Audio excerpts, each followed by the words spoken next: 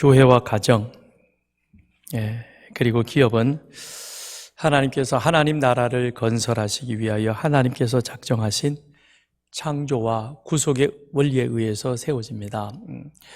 그래서 이 교회와 가정이라고 하는 것, 그것은 사실 어찌 보면 하나라고 말할 수 있을 것입니다.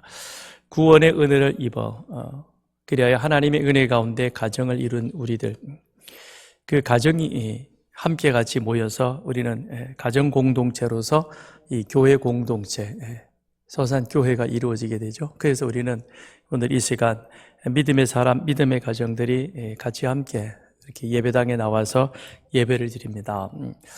그런데 이 예배 자리에 참여했던 우리들이 예배가 끝나고 다시금 우리 가정으로 돌아가면 우리 가정이 이제는 교회가 되는 겁니다. 그래서 이 예배를 통해서 들었던, 또 말씀을 통해서 배웠던 그 주님의 가르침을 우리는 가정에서 부부 사이에 그 말씀을 실천하는 겁니다.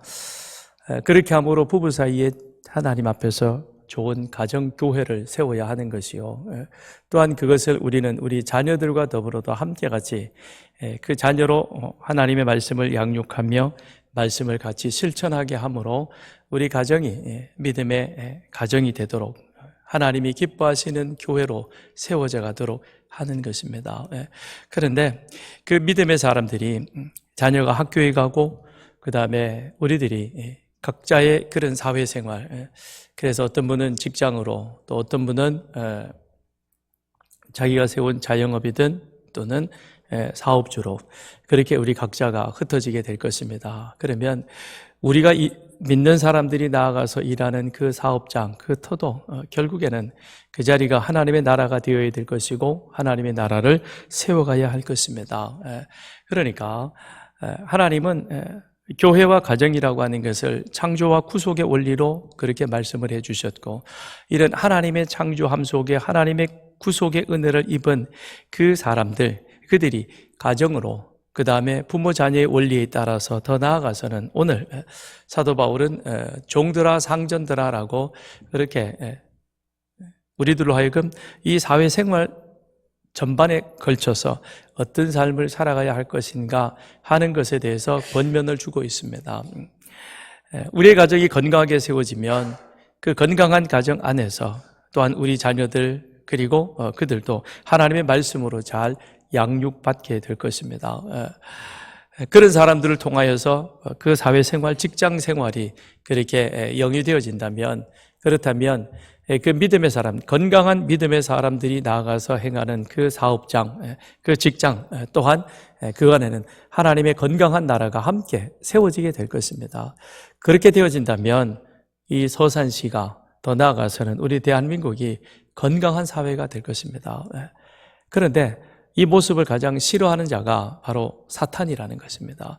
그러니까 사탄은 가정과 그리고 부모 자녀, 더 나아가서는 우리 믿는 사람들이 나가서 일하는 일터인 종들이 되었든 상전이 되었든 또는 사회생활 그 곳곳에 하나님의 나라가 세워지고 확장되어지는 것을 어떻게든 회방하고 방해합니다. 그것이 바르게 세워지지 못하도록 수단 방법을 가리지 아니하고 지금도 그것을 막아서고 있다라고 하는 것입니다. 그래서 사도 바울은 5장부터 시작을 해서 부부의 관계에 대해서, 그리고 부모와 자녀의 관계에 대해서, 그리고 오늘에 와서는 또 직장 생활 속에서, 사회생활에서 그렇게 사업자든 근로자든 아니면 직장에서의 상하 관계이든 동료 관계이든 그 안에서 우리는 어떻게 하나님이 기뻐하시는 건강한 하나님의 나라를 세워갈 것인가, 이 부분에 대해서 말씀해주고 있는 것입니다. 가장 기본적인 믿음의 사람들이 함께 모인 부부관계, 이 부부관계가 건강하지 못하고 깨어지게 되어지면 그 안에 함께 같이 생활하는 우리 자녀들도 사탄의 그와 같은 유혹으로부터 노출되게 되는 것이죠. 그래서 우리가 익히 잘 알고 있듯이 사회의 많은 비행 청소년들, 그들 가운데 대다수는 상당 부분은 깨어진 가정에서 상처받은 그들이 가정에 돌아가기를 싫어하고 그 다음에 부모의 간섭 속에 같이 있는 것을 회피하려고 그러다 보니까 가정 바깥으로 나돌게 되는 것이고 그들이 함께 모여서 이런저런 원치 않은 일들을 행함으로 말미암아 그리하여 이 사회가 어지러워지게 되는 것이죠. 그런데 마찬가지로 건강한 부부관계 속에 있다면 그 사람이 나가서 직장 생활할 그때에도 그 직장은 건강한 생활을 하게 될 것입니다. 출근하는 남편 그 뒤에 대어놓고 부인이 바가지를 팍팍 긁게 됩니다. 그러면 출근하는 그 순간부터 남편은 이미 마음이 많이 상해 있습니다. 그 사람이 가서 직장 생활을 건강하게 기쁘게 잘할 수 있겠습니까? 별로성 마음이 불편할 것입니다. 그러면 일 끝나고도 집에 돌아오는 것이 쉽진 않을 거예요. 그러니까 퇴근 시간 되면 여기저기 전화해가지고 어디 술 한잔, 어디 좀 재밌는, 어디 좀 어떤 기회를 자꾸 만들겠죠. 그럼 이게 악순환이 되겠죠. 왜 늦게 들어와? 또 그게 또 그 다음에 또 저기 되고. 그러면 그 부부 간에 좋지 않은 모습은 자녀들에게도 영향을 미치게 되는 것이고. 그러니 우리 자녀들도 어떤 생각을 하겠습니까? 집에 들어가 봐야 엄마는 잔소리하고 아빠는 술 먹고 들어오고 아이고 뭐 우리 집은 그래가지고는 바깥을 나돌게 되는 것이죠. 그러면 이 사회는 건강하지 못한 사회가 만들어지게 되는 겁니다. 이거는 사탄이 가장 기뻐하는, 가장 좋아하는 그런 모습일 것입니다. 그러므로 우리는 나 자신의 개인의 신앙을 지키는 것에도 최선을 다해야 되겠지만 우리 가정을 건강한 믿음의 가정으로 세워가는 그 일에 우리는 최선을 다해야 할 것입니다. 부부간에 함께같이 문제가 있다면 금요일에 나오셔서 새벽에 나오셔서 기도하시고 주 안에서 그 문제가 해결되기를 우리는 바라야 할 것입니다. 자녀의 문제가 있다면 그 자녀가 더 크기 전에 금요일 날 자녀들과 함께 교회에 나와서 기도하십시오. 성령 하나님을 의탁하고 성령님께 맡길 때 우리 성령님께서 그 자녀의 마음도 그렇게 만져주실 줄 믿습니다. 그래야 그 자녀들로 인하여 또 우리들로 인하여 이 사회가 건강한 사회로 만들어가게 되는 것이죠. 2023년 대통령 직속인 경제사회노동위원회에서 우리나라 노동시장에 대한 설문조사를 했습니다. 그러면서 그 설문조사 한가운데 우리나라 노사관계는 어떠합니까? 라고 그렇게 질문을 했더니 응답자 가운데 47.3%가 우리나라의 노사관계는 불안정하다. 그러면 우리나라 노사관계에 대해서는 어떻게 노사관계를 말하면 가장 먼저 떠오르는 단어가 무엇입니까? 라고 물었더니 응답자의 40.2%가 파업이라고 대답했습니다. 노사관계가 건강하지 못하고 불안정하다. 그 다음에 파업이 그렇게 많이 일어나고 있다. 이건 결국 노사관계가 그렇게 서로 존중과 배려가 이루어지지 못하는 불안정한 가운데 있다는 것입니다. 그런데 이것은 직장 안에서 일어나는 일로만 우리가 그냥 그렇게 결론 지어서는 안 된다는 것이죠. 그런데 거기에 응답했던 그 직장에 속해 있던 그 사람이 가정으로 돌아가면 남편이 될 수 있고 아내가 될 수 있고 그리고 누군가의 자녀일 수도 있을 것입니다. 그런데 그 직장의 고용주는 또한 동일하겠죠. 그는 더 나아가서는 한 교회의 일꾼일 수도 있을 것입니다. 그렇다고 보면 이거는 단순히 어떤 그런 노사 관계의 불안정, 그 다음에 파업의 문제, 사회의 문제로만 볼 것이 아니라 이 부분을 우리는 먼저는 우리 자신의 신앙의 문제, 하나님과 나와의 문제로 우리가 돌아봐야 될 것이요. 그것이 하나님과 나와의 관계에서 건강하다면 우리 가정에 있어서 우리 부부는 어떠한가? 우리 가정에서 부모 자녀의 관계는 믿음 안에서 어떤 모습으로 서 있는가? 이걸 우리는 점검해 보아야 할 것입니다. 그래서 나와 우리 부부와 우리 자녀와 우리 가정, 이 부분이 우리는 더 건강한 모습으로 서도록 그렇게 노력해야 할 것입니다. 왜냐하면 우리는 어느 직장이 한 일원일 수도 있고 그 사업장을 세운 사업주일 수도 있는 것입니다. 그 가운데 나는 누구의 부하 직원일 수도 있고 누구의 상급자일 수도 있다는 것입니다. 그러니까 이 모든 것이 그냥 동떨어져 있는 것이 아니라 부부와 그 다음에 부모 자녀와 그리고 나아가서는 종과 상전의 관계는 그거는 하나 혹은 둘, 셋 이것이 같이 함께 잘 연결되어져 그리하여 대한민국이라고 하는 이 나라를 우리는 만들어가고 있다는 사실을 기억해야 할 것입니다. 그렇기 때문에 우리는 우리 가정을 그리고 우리 자녀를 건강한 믿음 위에 세우기 위해서 노력해야 할 것입니다. 왜냐하면 사탄은 이걸 깨뜨리기 위해서 부단히 지금도 틈을 엿보고 있기 때문인 것입니다. 그래서 부부에 대해서 부모 자녀에 대해서 그 다음엔 우리들의 사회생활, 종과 상전의 관계에 대해서 말한 바울이 이어서 10절에서 뭐라고 말합니까? 자, 이제 마지막으로 내가 다시 한번 당부하는 것이 있다. 그게 무엇이냐? 끝으로 너희가 주 안에서 그의 그 힘의 능력으로 강건해지고 굳건한 믿음 위에 세워지되 그 다음 11절 마귀의 관계를 능히 대적하기 위하여 하나님의 전신갑주를 입으라. 하나님의 전신갑주를 취해서 나를, 우리 가정을, 우리 자녀를 더 나아가서는 내가 일하고 있는 일터, 그것이 내 사업장이든 아니면 내 직장이든 그거를 이 사탄의 그와 같은 괴계로부터 지켜 보호해야 된다는 겁니다. 그래야 내가 건강한 생활을 할 수 있는 것이고 그것이 또한 건강한 대한민국 사회를 만들어갈 수 있는 것입니다. 그래서 바울은 먼저 5절에 종들아라고 그렇게 종에 대한 권면을 하고 있습니다. 5절로부터 8절에 걸쳐서 바울은 종된 자로, 우리 대부분이 다 보면 직장 생활 속에서 사업주일 수는 없습니다. 사장일 수는 없고 그 직장 가운데 소속되어져 있는 근로자 가운데 한 사람일 것입니다. 그러니까 이 종들아라고 하는 이 표현이 오늘 우리들에게 있어서는 상당히 듣기 거북한 불편한 그와 같은 말씀으로 단어로 들려질 수 있을 것입니다.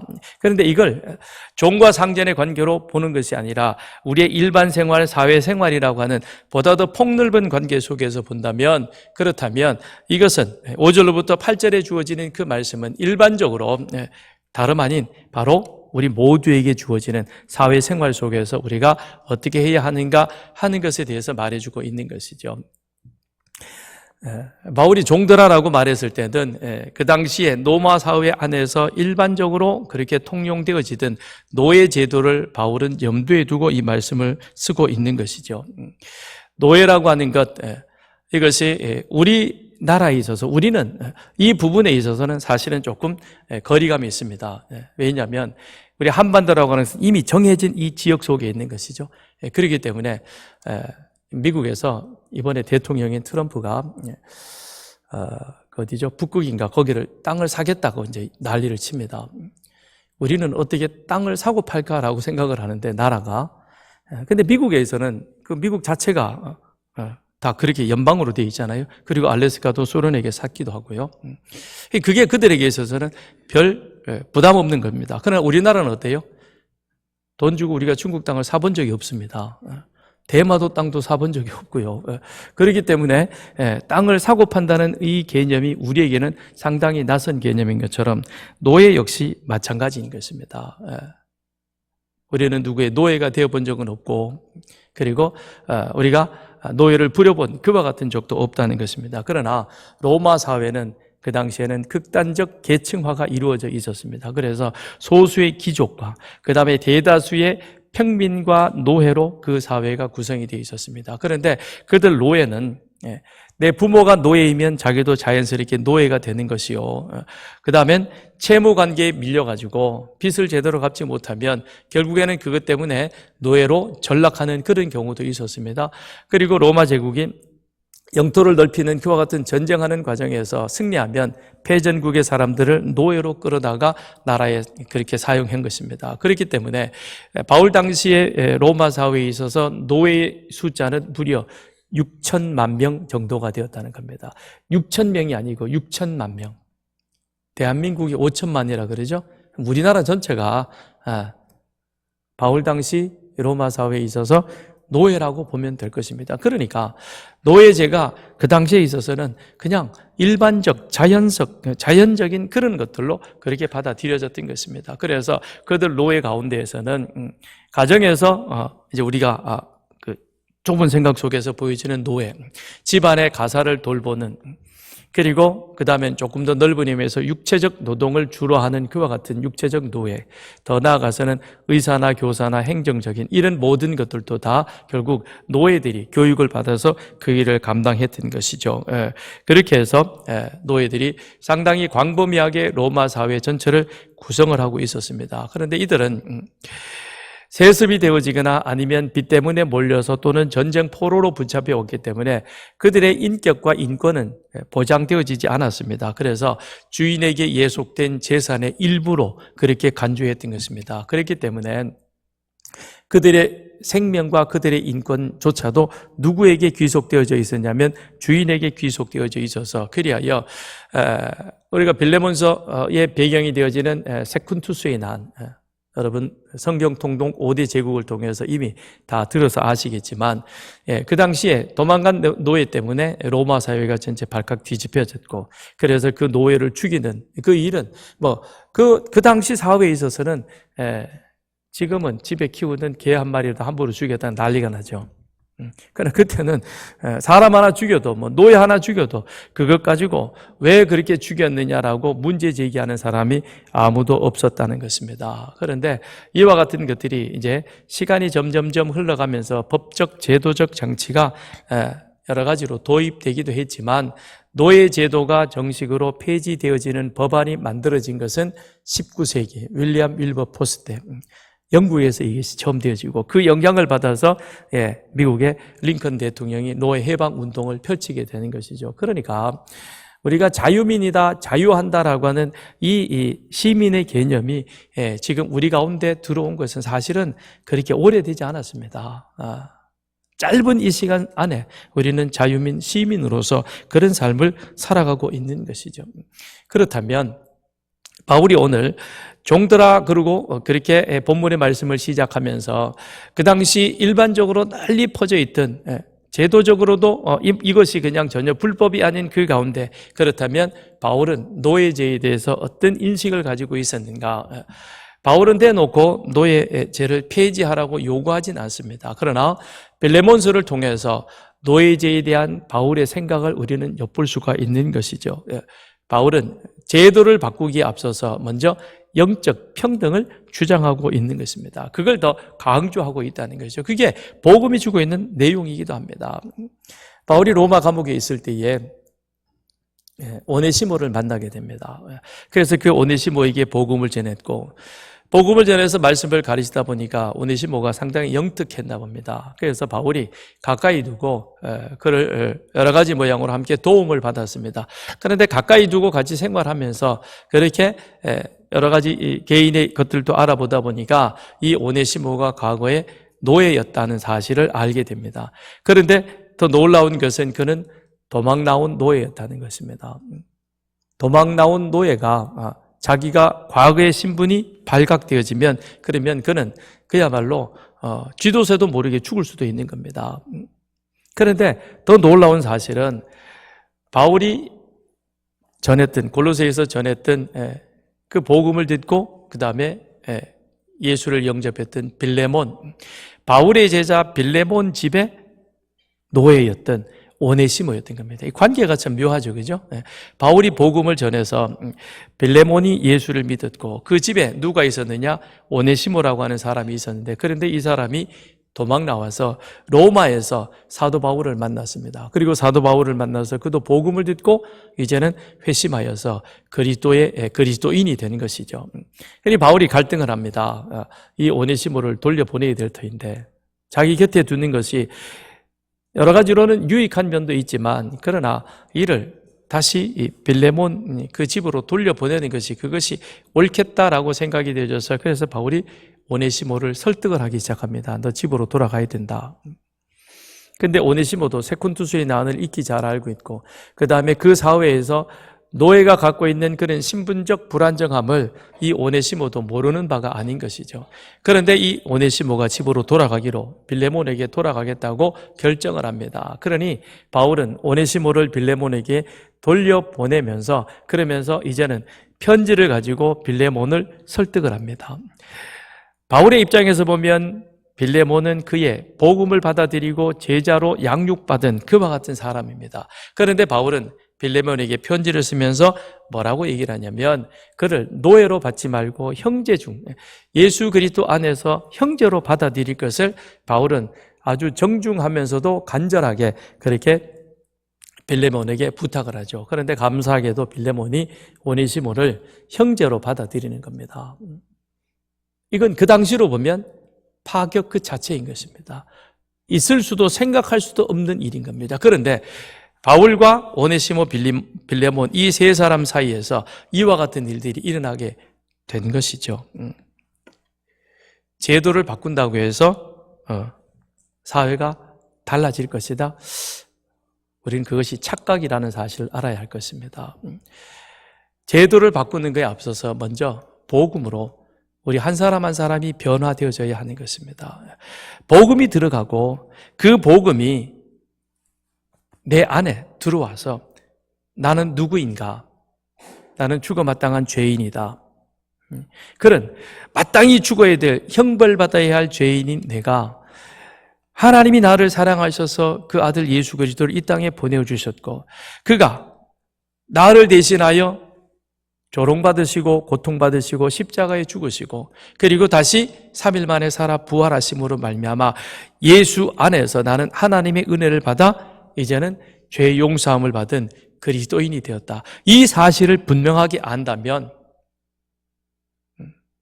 마치 오네시모와 빌레몬의 관계 속에서 도망 나온 노예이니까 돌아간다면, 붙잡힌다면 죽여도 아무런 죄책감을 느끼지 않는 빌레몬, 그렇지만 그를 주의 형제로 받아들이는 것은 제도가 만든 것이 아니라 복음으로 오네시모를 변화시켰고 복음으로 빌레몬을 성숙시켰고 그래서 복음 안에서 두 사람은 서로 형제로 맞아지게 되었다는 것입니다. 이것이 복음의 역할이요 복음의 능력이다라고 하는 것입니다. 복음은 허물과 죄로 죽은 우리를 다시 살려서 그리스도 안에서 새로운 피조물로 새로운 사람으로 살아가도록 만드는 것입니다. 사람이 변하면 세상은 변하게 되어져 있습니다. 제도가 세상을 바꾸는 것이 아니라 예수 안에서 변화되어진 그 한 사람 한 사람이 이 세상을 바꾸는 것이죠. 이 땅에 존재하는 모든 제도는 불완전할 뿐만 아니라 변하기 쉽습니다. 변하기 쉬운 그 제도에 이 교회가 직접적으로 관여하거나 거기에 같이 함께 어울리게 되어진다면 교회는 영혼 구원이라고 하는 그 본질적인 사명을 소홀히 하게 될 뿐만 아니라 변화무쌍한 사회 체제 속에 같이 함께 휩쓸려서 그리하여 교회의 능력은 사라지게 될 것입니다. 그러기에 교회는 사회 제도를 바꾸는 거기에 관심을 갖기보다는 먼저 복음 안에서 우리 한 사람 한 사람이 어떻게 거듭날 것인가, 어떻게 복음 안에서 건강한 그리스도인으로 세워지게 될 것인가, 죄인인 우리가 하나님의 은혜로 그리스도의 나라로 옮겨졌다면 그렇다면 이제는 그리스도의 그 가르침을 우리 마음속에 담고 그 그리스도의 가르침을 따라 세상 가운데 내가 예수의 길을 걸어가고 세상에 예수의 길을 보여줌으로 말미암아 이 소산을 변화시키는 것이죠. 그런 사람들이 많아질 때 이 대한민국도 변화되지는 그런 역사가 나타나게 될 것입니다. 온전한 것은 하나님 나라밖에 없습니다. 그래서 교회는, 믿는 우리들은 바로 이 하나님 나라를 추구해야 하는 것입니다. 그러면서 바울은 말합니다. 자, 너희는 5절에 두렵고 떨며 성실한 마음으로 육체의 상전에게 순종하기를 그리스도께 하듯 하라 그랬습니다. 두렵고 떨리는 마음으로 라고 말합니다. 그것은 혹시 주인이 나를 그냥 죽일까 아니면 나를 팔아버릴까 그런 어떤 인간적 두려움이 그걸 말하는 것이 아니라 여기서 말하는 두렵고 떨림이라고 하는 것은 그건 하나님의 구속의 은혜에서 혹 내가 잘못해서 그걸 잃어버리면 어떻게 될까? 그러니 그걸 잃어버리지 않도록 그걸 잃어버리지 않도록 내 안에 나는 죄인인데 나는 죽어마땅한 자인데 그런데 하나님의 은혜로 구원받았다. 그리고 구원받은 자로 지금 내가 그리스도의 가르침에 따라 이 세상에 소금과 빛으로서의 사명을 제대로 감당하며 살아가고 있는가? 이 세상에 예수의 길을 보여주며 내가 예수의 길을 제대로 걸어가고 있는가? 이걸 늘 마음에 그리스도께 하듯 하라 그랬으니까 그리스도를 바라보듯 그리스도를 예배하듯 그리스도를 경외하는 그런 모습으로 자기에게 주어진 일을 그렇게 감당하라는 것입니다. 이런 마음이 없으면 우리 인간은 너나 할 것 없이 다 그래요. 늘 사람을 의식하죠. 그죠? 그래서 사장이나 위에 상급자가 있으면 막 열심히 하는 척 하다가 그러다가도 그 사람이 나가면 어때요? 이내 탁 내려놓고는 그 다음엔 안 하잖아. 그죠? 근데 이것이 잘 훈련되어져 길들여진 것이 공산사회이죠.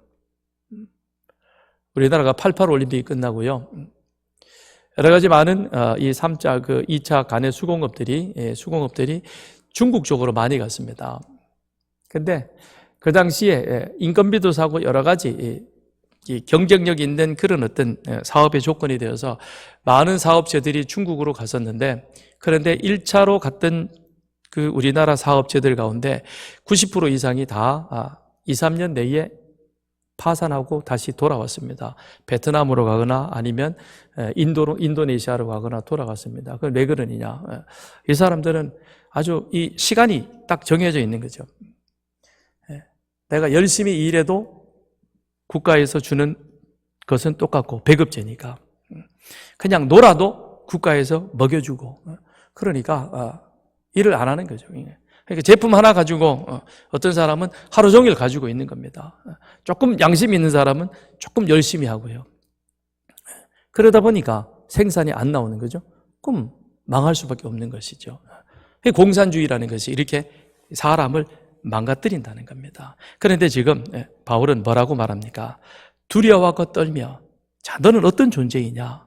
너는 이 사회제도 속에 들어가 보면 내 생사 여탈권을 주인이 가지고 있고 그리고 너는 그 주인에 의해서 사람이지만 사람 취급을 받지 못한 그와 같은 자로 지금 살아가고 있다.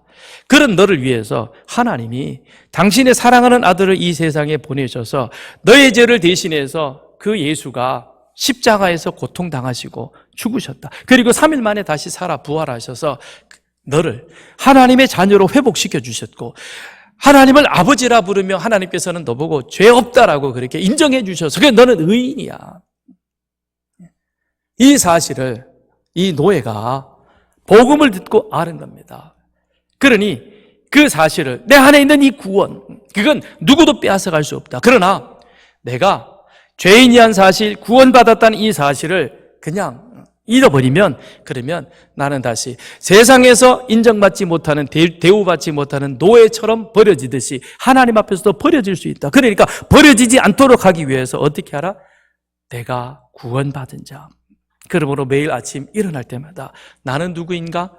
하나님 앞에 구원받은 자. 그러므로 하나님을 경외하는 자. 오늘 하루도 어떻게 가야 될 것이냐? 예수 그리스도를 의식하며 그 그리스도의 가르침을 실천하기 위하여 살아가는 자. 그래서 성실한 마음으로 육체의 상전에게 순종하되 그 사람의 비유를 마치는 그런 모습이 아니라 진심을 가지고 누구에게 그리스도께 하듯 하라. 이건 2000년 전에 바울 그 당시에 살았던 노예 종들에게만 해당되어지는 것이 아니라 오늘 우리들이 직장 생활하면서도 그래야 될 거예요. 그렇죠? 안 그런가요? 우리는 대부분은 다 샐러리맨입니다. 직장에 아침에 출근해서 퇴근합니다. 직장인의 입장에서는 월급도 많이 받으면 좋죠. 사업주는 한 푼이라도 안 주려고 그러죠. 그죠? 그러다 보니까 노사관계가 늘 갈등 관계 속에 있습니다. 받는 입장에서는 한 푼이라도 더 받고 일은 좀 덜 하고 싶고 근데 일 시키는 입장에서는 적게 주고 일 더 많이 시키고 싶고 그러다 보니 이게 공통점이 없습니다. 그런데 오늘 5절에 있는 이 바울의 말씀을 우리가 기억하고 자, 내가 누구이냐? 난 진짜 죽을 죄인 참 그런 사람인데, 그런데 하나님의 은혜로 구원받아 내가 하나님의 자녀 되었다. 근데 그 하나님의 은혜 속에 오늘 하루도 내가 건강하고, 그리고 내가 일할 수 있고, 그 다음에 내가 함께 같이 이 자유대한민국 속에서 살아가고 있다는 이 사실 너무 감사하지 않느냐. 그러니 오늘도 즐거운 마음으로, 감사한 마음으로, 직장 상사가 좀 그렇더라도 그래도 나는 그리스도를 바라보며 주님 앞에 기쁨으로 하겠다. 그런 마음들이 모아진다면 우리가 일하는 일터는 더 밝은 일터가 될 것이고, 이 사회도 훨씬 더 밝은 사회가 될 것입니다. 예, 그러는 것이죠. 그러면서 6절, 7절 바울은 계속해서 말하기를, 눈가림만 하여 사람을 기쁘게 하는 자처럼 하지 말고 그리스도의 종들처럼 마음으로 하나님의 뜻을 행하고 기쁜 마음으로 섬기기를 주께 하듯 하고 사람들에게 하듯 하지 말라. 예, 왜 그러냐? 우리가 하는 모든 일은 다 하나님의 일이기 때문에 그러하다는 겁니다. 여러분, 우리가 자꾸 교회 와서 기도하고 교회 와서 봉사하고 이것만 하나님의 일이요, 그 다음에 우리 직장에 가는 것은 직장일, 세상 일로 생각합니다. 그렇기 때문에 우리 안에 이게 만족이 없는 거예요. 여러분, 여기서 예배하고 주방에서 봉사하고 주중에 와서 청소하고 가정교회 모임을 갖고 이것도 하나님의 일. 그 다음에 가정주부가 가정에서 빨래하고 집안 청소하는 것도 무슨 일? 따라합시다. 하나님의 일. 그것도 하나님의 일. 밥하는 것도 하나님의 일이에요. 예? 그럼 직장에 가서 우리 일하는 것도 그것도 하나님의 일이에요. 그 하나님의 일인 거예요. 그걸 우리가 잊어버리면 안 된다는 거죠. 왜냐? 구원받은 우리들에게는 세상을 바라보는 시각이 달라지기 때문에 그렇습니다. 무디 목사님에 관한 일화이죠. 하루는 무디 목사님이 밤늦은 시간에 워싱턴 DC 그 뒷골목을 걸어가고 있었대요. 그런데 저길 보니까 한 흑인 청소부가 그 밤늦은 시간에 홀로 나와서 청소를 하더래요. 그래서 여기저기 흩어져 있는 담배꽁초나 이런 것을 주워가지고, 그리고는 이렇게 거기 통에다가 담고, 그런데 담았는데 바람이 휙 불어가지고 깡통이 하나 휙 날려가니까 허리 아프게 열심히 쓸어 담았는데 그게 늘려가니까 화가 난 이 청소부가 그냥 그 땅에 떨어진 깡통을 그냥 냅다 차더래요. 그러니까 저쪽으로 가서 땡그르르 그러고 굴러가죠. 그랬더니 무디 목사님이 그 청소부에게 다가가서 그랬대요. 형제요,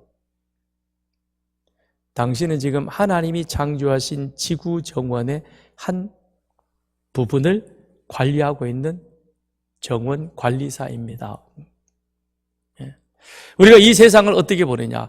구원받아서 하나님의 구원받은 자로서 하나님의 뜻을 행하는 하나님의 시각으로 세상을 바라보면 이 세상은 하나님의 아름다운 창조물이요, 그 가운데 우리는 하나님의 아름다운 창조물을 관리하고 그 가운데 그것을 누리는 자가 될 것입니다. 그런데 만일 우리의 시각이 그렇지 못한다면 우리는 이 세상과 우리는 적대적 관계 속에서 세상을 정복하고 세상을 뛰어넘어야 내가 살아갈 수 있다고 생각합니다. 그러니 얼마나 피곤하겠습니까? 그러니 아침에 출근하는 것이 도살장으로 끌려가는 것이고, 저녁에 퇴근해서 집으로 가자니 좋아야 되는데 안 좋고, 이거 안 되죠, 그죠? 그게 이제는 바꿔줘야 되겠죠. 그래서 구원받은 자로서 출근하는 것도 사람의 기쁘게 하는 것이 아니라 하나님을 기쁘게 하는, 하나님의 일을 행하는 자로 직장에 출근하고 가정에 돌아올 때는 하나님이 나에게 주신 아름다운 가정교회 안에서 하나님의 뜻을 또 행하기 위해서 나온다. 그런 기쁜 마음으로 우리는 그렇게 출근과 퇴근이 우리 속에 이루어져야 할 것입니다. 그래서 8절에 바울은 말합니다. 이는 각 사람이 무슨 선을 행하든지 종이나 자유인이나 주께로부터 그대로 받은 줄을 알미라. 우리는 이 세상의 소금이요 빛된 존재인 것입니다. 성도는 세상에서 소금의 역할을, 성도는 세상에서 빛의 사명을 감당해야만 합니다. 그 사명을 잘 감당할 수 있도록, 소금이 늘 그 맛을 잘 낼 수 있도록, 빛이 흐려지지 않고 밝은 빛을 세상 가운데 비칠 수 있도록, 그래서 이 교회 공동체가 필요하고, 그래서 여러분들이 오늘 이렇게 나와서 예배 드리고, 근데 오늘 이 예배 1시간 이것 가지고 우리가 일주일을 살아가기에는, 감당하기에는 많이 부족합니다. 그래서 더 필요한 수업을 하기 위해서 학교에서 보충 수업을 하듯이 여러분에게 성경 공부도 하는 거예요. 주일 오후 예배도 드리고 수요 예배도 드리고, 그리고 주중에 와서 성경 공부도 하고, 그래도 내가 부족하다고 느끼면, 그러니 금요일 날 하나님 앞에 나와서 다시 기도하는 거죠. 하는 사람은 이게 정말 내 힘으로 내 능력으로 안 되는구나. 그러니 더 하나님의 은혜를 사모하여 모이기를 열심을 내게 되는 겁니다. 배우기를 열심을 냅니다. 그런데 전혀 그렇지 않는다면 마치 이 예배 한 시간을 의무적으로 왔다 가는 것처럼 생각하면 그 다음엔 다른 모든 것들이 다 귀찮은 것처럼 여겨지는 거죠. 왜냐하면 이 안에 하나님의 나라가 임하지 않았기 때문에 그러한 것입니다. 여러분에게는 하나님의 나라가 온전히 임하여서 내가 이 땅 가운데 소금으로 빛으로의 삶을 살아가야 되는데 그것이 나에게는 내 능력으로는 한없이 부족하구나. 그래서 내가 더 기도하고 더 배우고 더 훈련받아야 되겠다. 그렇게 해서 훈련받으며 나아가는 우리들이 되기를 바랍니다. 그러면서 9절에 바울은 상전들에 대해서 말합니다. 9절 상전들아 너희도 그들에게 이와 같이 하고 위협을 그치지 말라. 바울이 종들에 대해서는 5절, 6절, 7절, 8절 무려 4절에 걸쳐서 말해요. 그죠? 상당히 분량도 많아요. 그런데 상전들에 대해서는 한 절만 말합니다. 그죠? 상전들아 라고 말합니다. 와, 바울도 알고 보니까 상전 편이네. 있는 사람 편인가? 권력자의 편인가? 그렇지 않아요. 바울은 상전들에게도 종들에게 했던 그 말을 그대로 똑같이 하고 있습니다. 그래서 너희도 그들에게 이와 같이 하고, 이와 같이란 무엇입니까? 바울이 5절부터 8절에 말했던 그 내용들. 사람을 기쁘시게 하는 자가 아니라 그리스도께 하듯 하는 자. 근데 내가 구원받아 하나님의 구원의 은혜를 입은 자로서 나는 하나님의 형상 닮은 자로 주의 일을 주의 뜻을 이 땅 가운데 이루는 자. 그것이 바로 종들에게도 해당되었지만 상전된 우리들에게도 동일하게 해당되어져서 그리하여 종들이 기쁜 마음으로 즐거운 마음으로 그 일들을 감당한 것처럼 또한 상전들 너희들도 주어진 그 일들을 감당함에 있어서 그 사람들과 똑같은 모습으로 그런 마음으로 그런 자세로 그 일을 하라는 겁니다. 그러니 바울이 오네시모를 보내면서 빌레몬에게 보낸 그 서신에서 그런 두 가지 부탁을 합니다. 빌레몬에게 오네시모를 주 안에서 형제처럼 맞아주면 좋겠다. 그러면서 또 한 가지 부탁인데 그게 바로 무엇이냐면 빌레몬 너는 나를 스승이면서 동력자로 알고 있듯이 이 오네시모도 너의 노예로 생각하지 말고 네가 나를 영접하여 동력자로 여기는 것처럼 그도 동력자로 그를 영접해 주기를 바란다라고 말합니다. 그러니까 보세요. 바울이 오네시모를 설득시켜서 그에게 그 자리를 알게 깨닫게 해주었던 것처럼 빌레몬에게도 동일한 모습으로 너는 누구이냐? 그래 상전이고 주인이다. 그러나 오네시모와 같은 그런 마음을 우리는 가져야 된다는 겁니다. 그러면서 바울은 상전들에게 한 가지 더 부탁을 하죠. 그게 무엇입니까? 위협을 그치라. 가지고 있는 권력과 권세를 가지고 그렇게 내 종들을 위협하지 말라는 겁니다. 영화 그 쇼생크의 탈출이라는 그 영화가 있습니다. 아주 오래된 영화인데요. 그 영화를 보면 이 주인공이 이제 이 회계 장부 관련해 가지고 그래서 감옥에 갇힙니다. 그래서 형량을 받아가지고 교도소에 또 들어갔더니 이제 같이 온 그 죄수들이 쭉 그렇게 늘어서 있습니다. 그랬더니 거기에 교도소장이 나와가지고 이제 처음 들어온 그 죄수들을 훈시를 합니다. 어떻게 하면 너희들이 이 교도소에서 좀 더 편안한 생활을 할 수 있느냐? 교도소에서 무슨 편안한 생활을 할 수 있겠어요?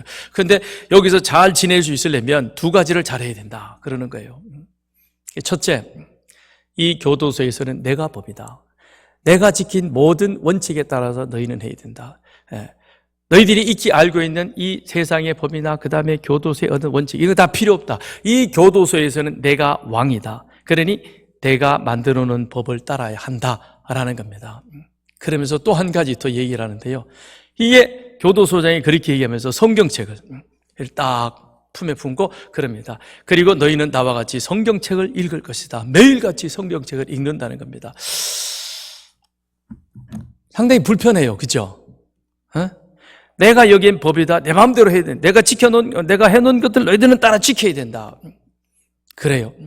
그랬더니 그 죄수 가운데 한 사람, 약간 눈치 없는 사람인가 봐요. 그랬더니 그 사람이 질문을 해요. 그럼 우리는 밥은 언제 먹어요? 그랬더니 그 소장 옆에 아주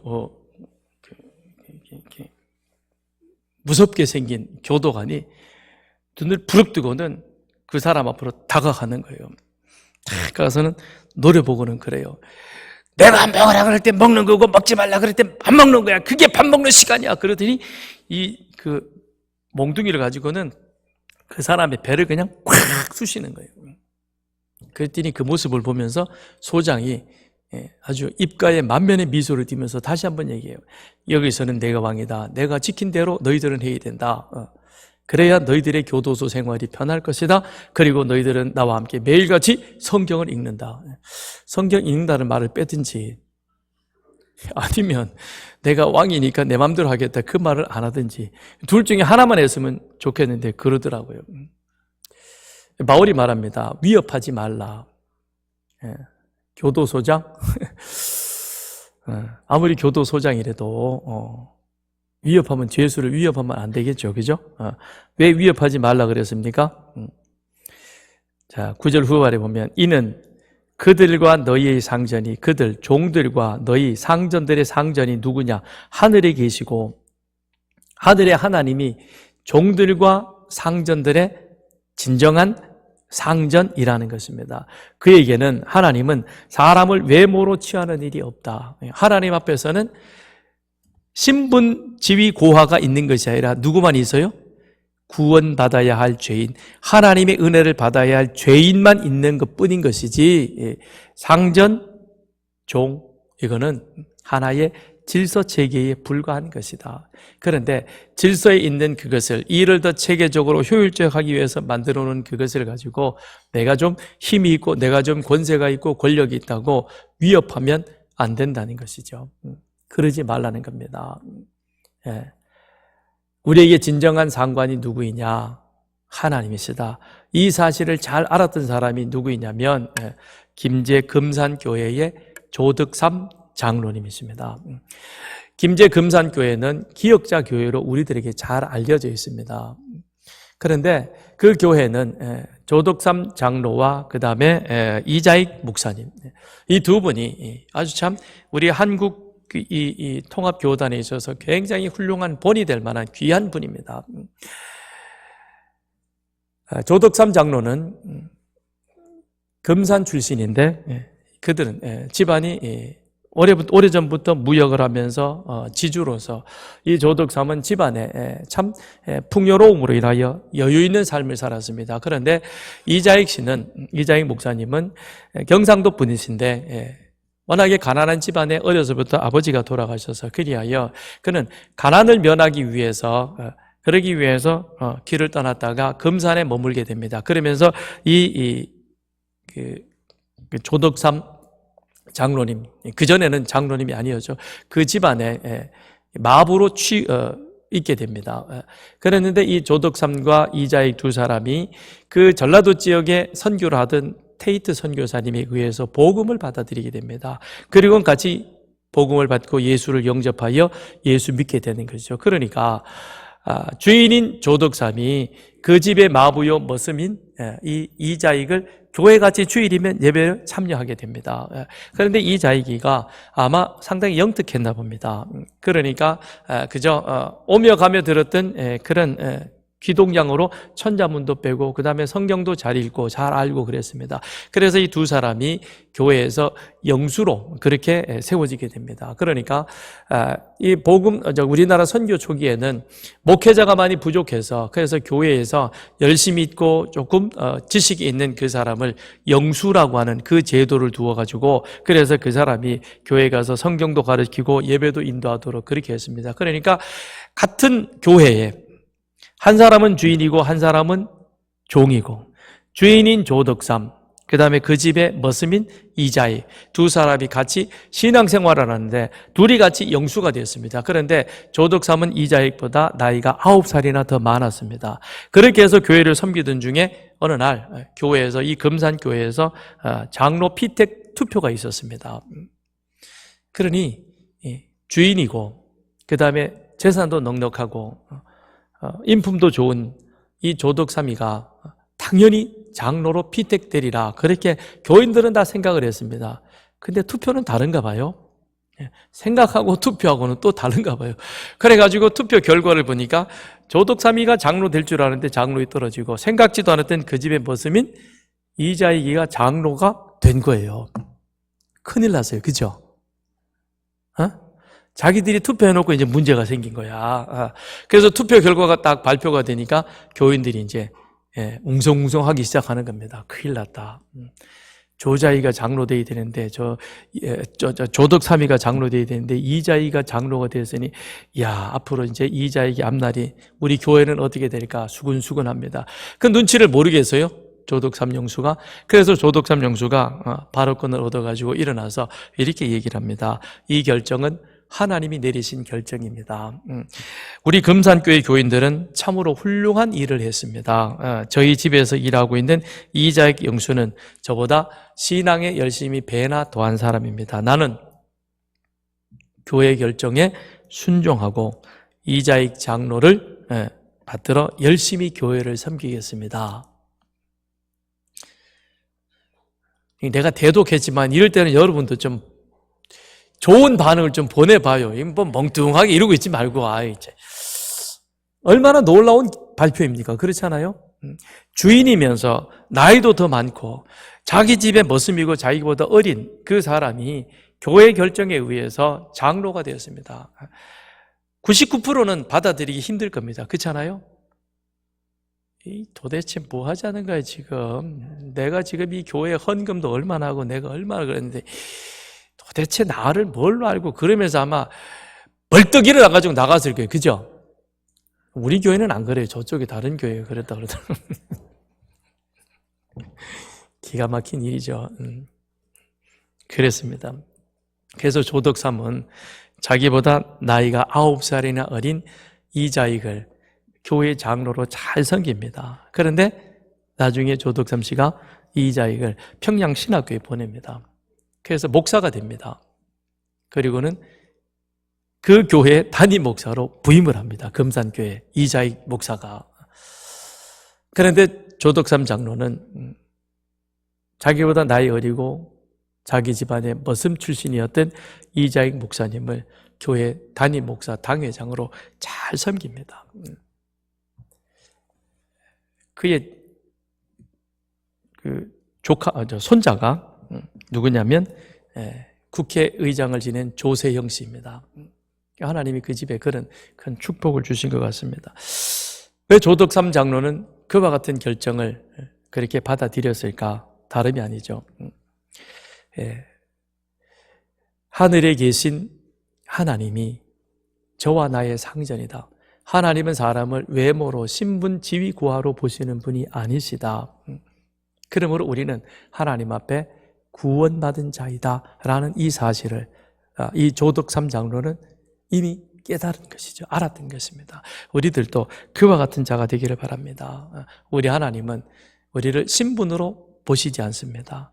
우리를 구원받은 죄인, 은혜 입은 자, 그렇게 보는 겁니다. 우리 역시 하나님 앞에 은혜 입은 자로서 우리는 우리에게 주어진 일을 어떻게 감당해야 할 것입니까? 기쁘게 눈 가림만, 사람 눈치 보면서 하는 것이 아니라 성실함으로, 그리고 즐거운 마음으로 우리 각자에게 주어진 그 일들을 우리는 가정에서든 학교에서든 또는 사업장에서든 교회에서든 잘 감당하는, 그래서 그리스도께 하듯 행함으로 늘 하나님을 기쁘시게 하는 그런 저와 여러분 되기를 바랍니다.